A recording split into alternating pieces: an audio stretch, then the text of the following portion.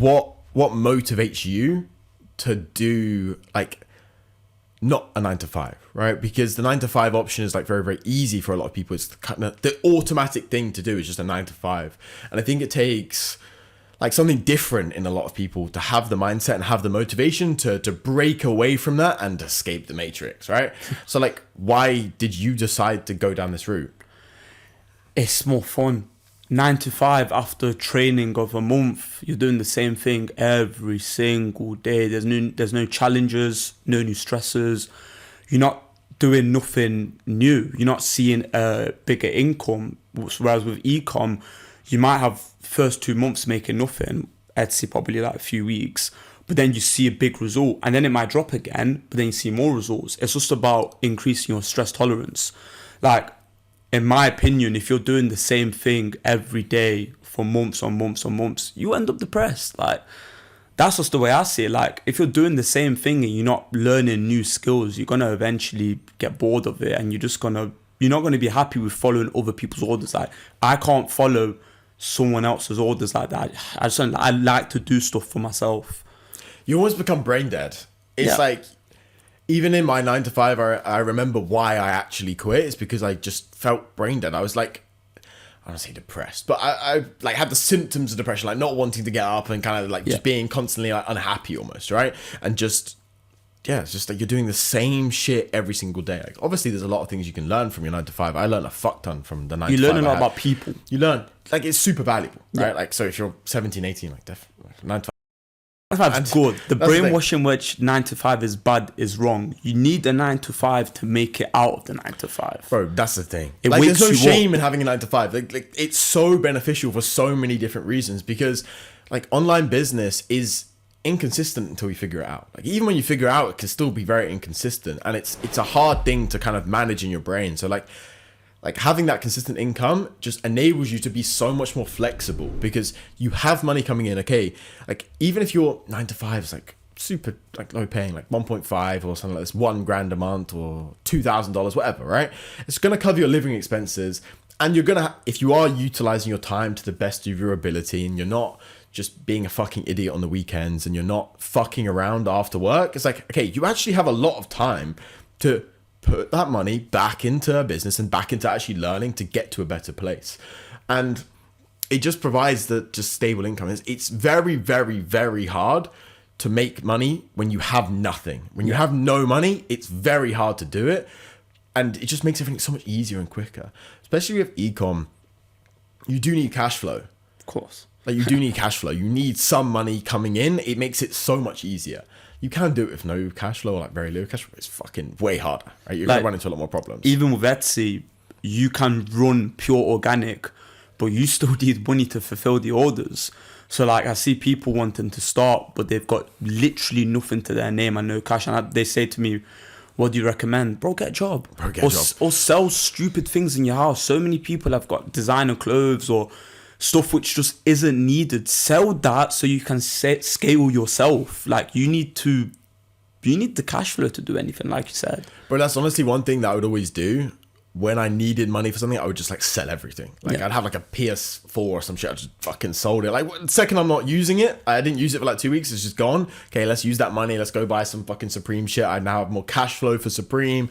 I can now, rather than having to use someone else's cash, I can just use my own and make more money. It's like, you just got to utilize the stuff around you, and especially if you're in a first world country. Like, if you're watching this in a first world country and you're finding it hard to get a 9 to 5, you're a fucking idiot. There's no excuses. There's really no excuses. Like, I employ a lot of people, and I employ people for minimum wage a lot, right? And like, fuck me, the barrier to entry to get a minimum wage job is literally showing up in smart clothes, not being just having a good vibe about you, and just working a little bit hard. Like, just turning up on time is like must be 50% of the people we get to apply for jobs for like minimum wage, they don't show up. They show up in like tracksuits, right? Or they show up late, or they just have like the weirdest, like creepy, like pedo-y, rapey vibe. And it's like, negative vibes. Like, if you're just not in that box, you've got a good fucking chance. You're already like halfway there.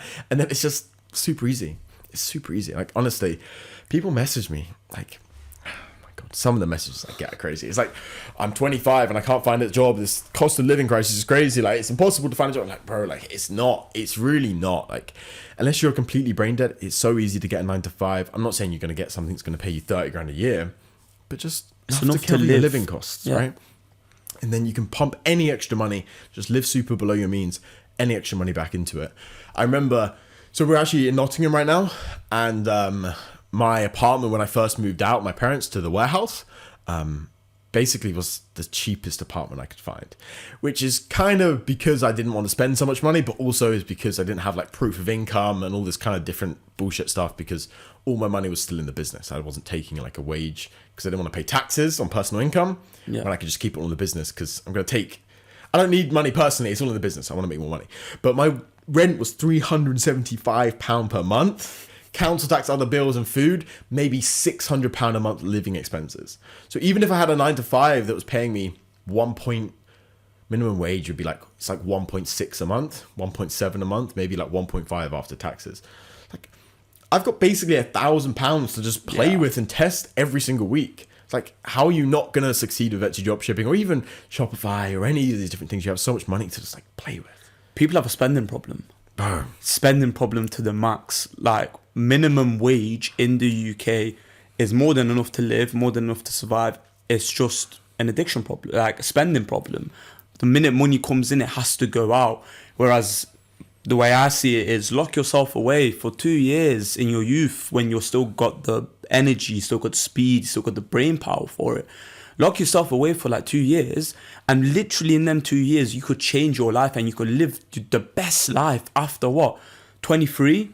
Us men, we peak at like 30 something. So like, try not to have as much fun in your youth, save your money, and then scale up.